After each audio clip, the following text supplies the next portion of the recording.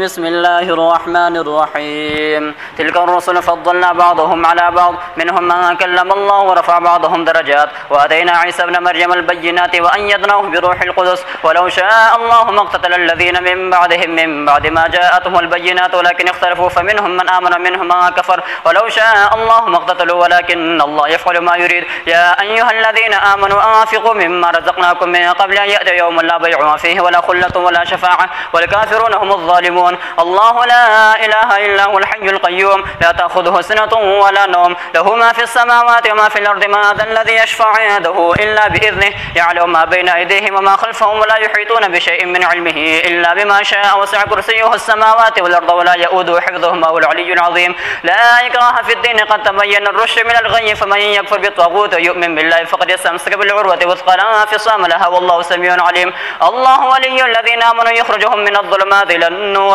والذين كفروا أولياءهم الطاغوت يخرجونهم من النور إلى الظلمات أولئك أصحاب النار هم فيها خالدون. ألم تر إلى الذي حاج إبراهيم في ربه أن آتاه الله الملك إذ قال إبراهيم ربي الذي يحيي ويميت قال أنا أحيي وأميت قال إبراهيم فإن الله يأتي بالشمس من المشرق فأت بها من المغرب فبهت الذي كفر والله لا يهدي القوم الظالمين. أو كالذي مر على قرية وهي خاوية على عروشها قال أنى يحيي هذه الله بعد موتها فأماته الله 100 عام ثم بعثه قال كم لبثت قال لبثت يوما أو بعض يوم قال بل لبثت 100 عام فانظر إلى طعامك وشرابك لا يمتسنه وانظر إلى حمارك ونجعلك آية للناس وانظر إلى العظام كيف ننشزها ثم نكسوها لحما فلما تبين له قال أعلم أن الله على كل شيء قدير. وإذ قال إبراهيم ربي أرني كيف تحيي الموتى قال ولم تؤمن قال بلى ولكن يطمئن قلبي قال فخذ 4 من الطير فصرهن إليك ثم اجعل على كل جبل منهن جزءا ثم ادعهن يأتينك سعيا واعلم أن الله عزيز حكيم. مثل الذين ينفقون أموالهم في سبيل الله كمثل حبة أنبتت 7 سنابل في كل سنبلة 100 حبة والله يضاعف لمن يشاء والله واسع عليم. الذين ينفقون أموالهم في سبيل الله ثم لا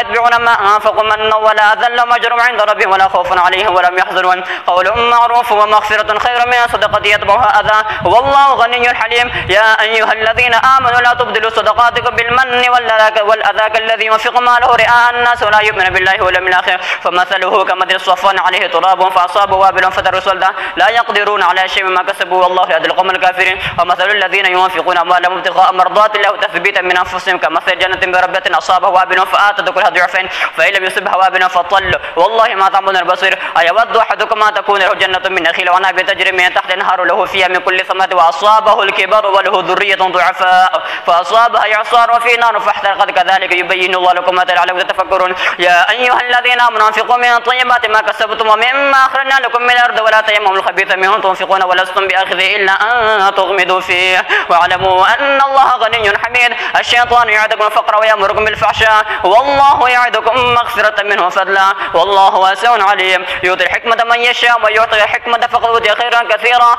وما يذكر إلا أولو الألباب. وما أنفقتم من نفقة أو نذرتم من نذر فإن الله يعلمه وما للظالمين من أنصار. إن تبدوا الصدقات فنعما هي وإن تخفوها وتؤتون الفقراء فهو خير لكم ويكفر عنكم سيئاتكم والله بما تعملون خبير. ليس عليك هداهم ولكن الله يهدي من يشاء. وما تنفقوا من خير فلأنفسكم وما تنفقون إلا ابتغاء وجه الله وما تنفقوا من خير يوفى إليكم وأنتم لا تظلمون. للفقراء الذين احصروا في سبيل الله لا يستطيعون ضربا في الأرض يحسبهم الجاهل أغنياء من التعفف تعرفهم بسيماهم لا يسألون الناس إلحافا وما تنفقوا من خير فإن الله به عليم. الذين ينفقون أموالهم بالليل والنهار سرا وعلانية فلهم أجرهم عند ربهم ولا خوف عليهم ولا هم يحزنون. الذين يأكلون الربا لا يقومون إلا كما يقوم الذي يتخبطه الشيطان من المس ذلك بأنهم قالوا إنما البيع مثل الربا وحل الله البيع وحرم الربا فما جاءه موعظة من ربه فانتهى فله ما سلف وأمره إلى الله من عاد فأولئك أصحاب النار هم فيها خالدون. يمحق الله الربا ويربي الصدقات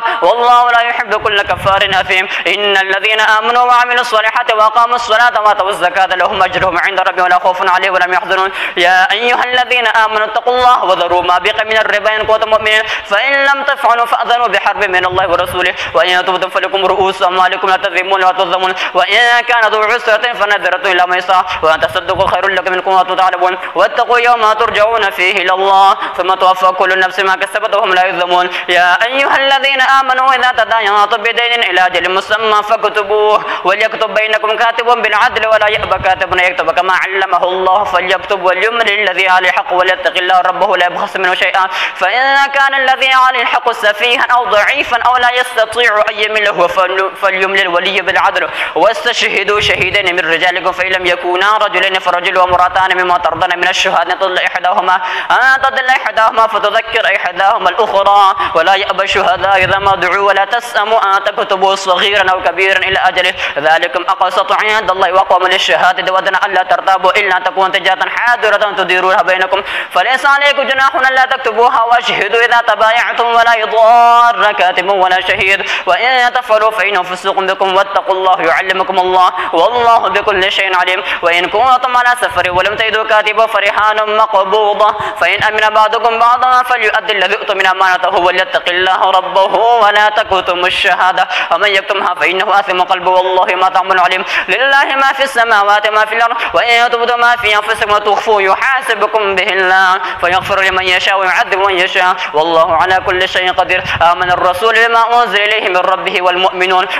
كل آمن بالله وملائكته وكتبه ورسله لا نفرق بين أحد من رسله وقالوا سمعنا وأطعنا غفرانك ربنا وإليك المصير لا يكلف الله نفسا إلا وسعها لها ما كسبت وعليها ما اكتسبت ربنا لا تؤاخذنا إن نسينا أخطأنا ربنا ولا تحمل علينا إصرا كما حملته على الذين من قبلنا ربنا ولا تحملنا ما لا طاقة لنا به واعف عنا واغفر لنا وارحمنا أنت مولانا فانصرنا على القوم الكافرين بسم الله الرحمن الرحيم ألف لام ميم الله لا إله إلا هو الحي القيوم نزل عليك الكتاب بالحق مصدقا لما بين يديه وأنزل التوراة والإنجيل من قبل هدى للناس وأنزل الفرقان إن الذين كفروا بآيات الله لهم عذاب شديد والله عزيز ذو انتقام إن الله لا يخفى عليه شيء في الأرض ولا في السماء هو الذي يصوركم في الأرحام كيف يشاء لا إله إلا هو العزيز الحكيم هو الذي أنزل عليك الكتاب منه آيات محكمات هن أم الكتاب وأخر متشابهات فأما الذين في قلوبهم زيغون فيتبعون ما تشابه منه ابتغاء الفتنة وابتغاء تأويله وما يعلم تأويله إلا الله والراسخون في العلم يقولون آمنا به كل من عند ربنا وما يذكر إلا أولو الألباب ربنا لا تزغ قلوبنا بعد إذ هديتنا وهب لنا من لدنك رحمة إنك أنت الوهاب ربنا إنك جامع الناس ليوم لا ريب فيه إن الله لا يخلف الميعاد إن الذين كفروا لا تغني عنهم أموالهم ولا أولادهم من الله شيئا أولئك هم وقود النار كدأب آل فرعون والذين من قبلهم كذبوا بآياتنا فأخذهم الله بذنوبهم والله شديد العقاب قل للذين كفروا ستغلبون وتحشرون إلى جهنم وبئس المهاد قد كان لكم آية في فئتين تقاتلا فئة تقاتل في سبيل وأخرى كافرة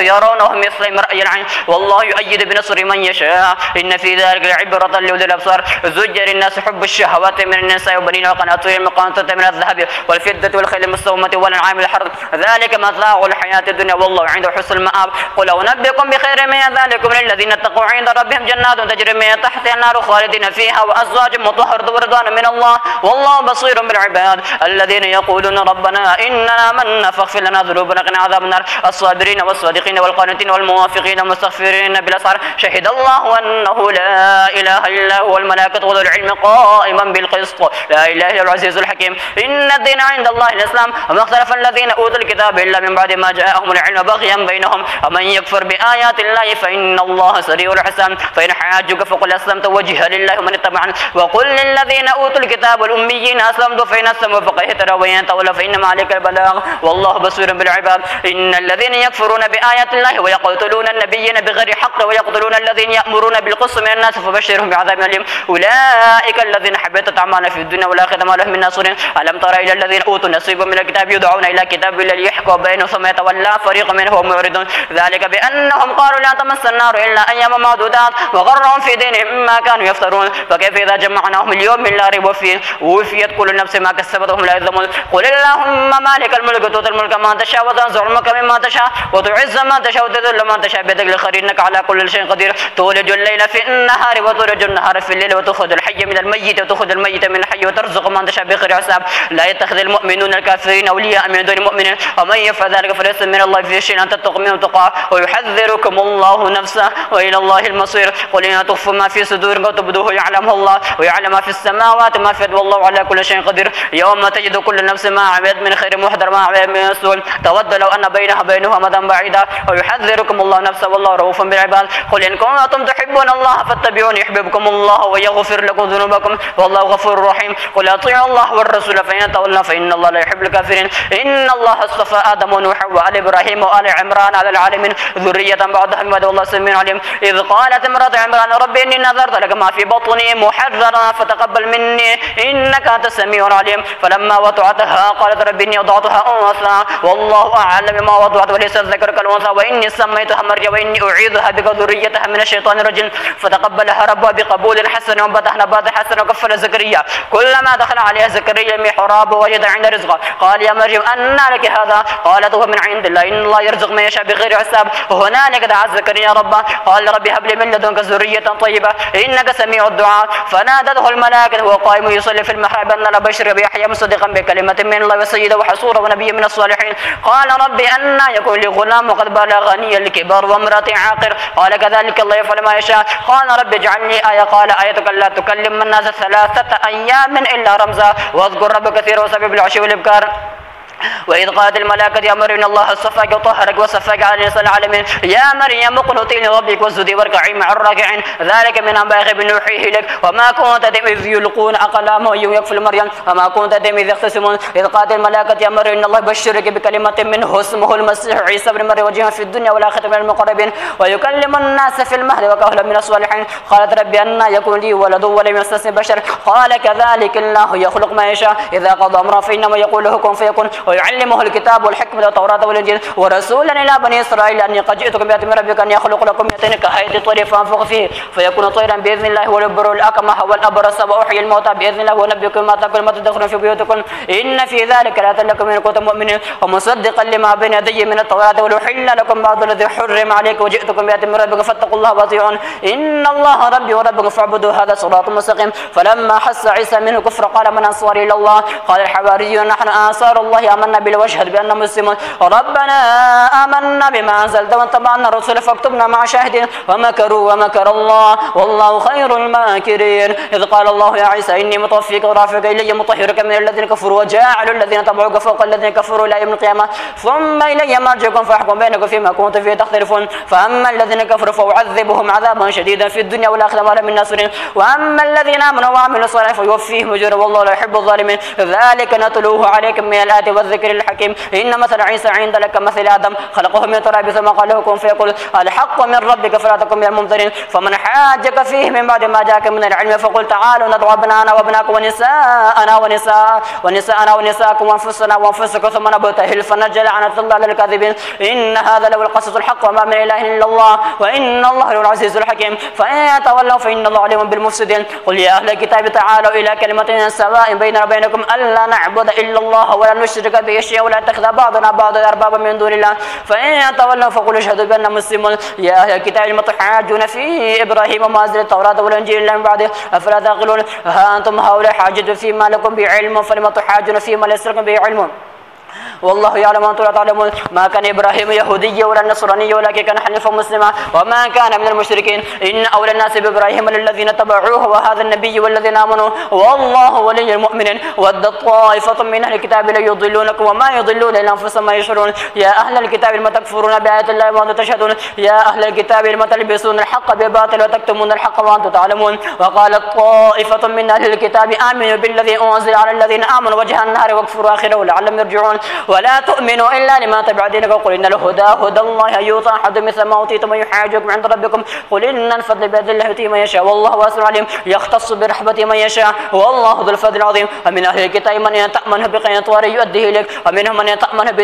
بدينار لا يؤديه إليك إلا ما دمت عليه قائما ذلك بأنهم قالوا ليس علينا في الأميين سبيل ويقولون على الله الكذب وهم يعلمون. بلى من وفى بعهده واتقى فإن الله يحب المتقين. إن الذين يشترون بعهد الله وأيمانهم ثمنا قليلا أولئك لا خلاق لهم في الآخرة ولا يكلمهم الله ولا ينظر إليهم يوم القيامة ولا يزكيهم عذاب أليم. وإن منهم لفريقا يلوون ألسنتهم بالكتاب تحسبوه من الكتاب وما هو من الكتاب يقول هو من عندنا ما هو من عند الله ويقولون على الله الكذب وهم يعلمون. ما كان لبشر أن يؤتيه الله الكتاب والحكم والنبوة ثم يقول للناس كونوا عبادا لي من دون الله ولكن كونوا ربانيين بما كنتم تعلمون الكتاب بما كنتم تدرسون. ولا يأمركم أن تتخذوا الملائكة والنبيين أربابا يأمركم بالكفر بعد إذا أنتم مسلمون وإذا أخذ الله ميثاق النبيين لما آتيتكم من كتاب وحكمة ثم جاءكم رسول مصدق لما معكم لتؤمنن به وتنصرنه قال أقررتم وأخذتم ذلك إصري قال وقررنا قال فاشهدوا أنا معكم من الشاهدين فما تولى بعد ذلك فأولئك هم الفاسقون أفغير دين الله يبغون وله أسلم في السماوات والأرض طوعا وكرهوا إليه يرجعون قل آمنا بالله وما أنزل علينا ما أنزل على إبراهيم وإسماعيل وإسحاق ويعقوب الأسباط وعيسى وأيوب ويونس وهارون وسليمان وقل آمنا بالله ما أنزل علينا قل آمنا بالله ما أنزل علينا على إبراهيم وإسماعيل وإسحاق ويعقوب الأسباط قل آمنا بالله ما أنزل إلينا ما أنزل قل آمنا بالله ما أنزل علينا ما أنزل على إبراهيم وإسماعيل وإسحاق ويعقوب الأسباط وموسى وعيسى والنبيين من ربهم لا نفرق بين أحد منهم ونحن له مسلمون ومن يبتغي غير الإسلام دينا فلن يقبل منه وفي الآخرة من الخاسرين كيف يهدي الله قوما كفروا بعد إيمانهم ويشهدوا أن الرسول الحق وجاءهم البينات والله لا يهدي القوم الظالمين أولئك جزاؤهم أن عليه لعنة الله وملائكته والناس أجمعين خالدين فيها لا يخفف عنهم العذاب ولا هم ينظرون إلا الذين تابوا من بعد ذلك والصحوا فإن الله غفور رحيم إن الذين كفروا بعد إيمانهم ثم ازدادوا كفرا لن تقبل توبتهم أولئك هم الضالون إن الذين كفروا ماتوا وهم كفار فلن يقبل من أحدهم ملء الأرض ذهبا ولو ترى به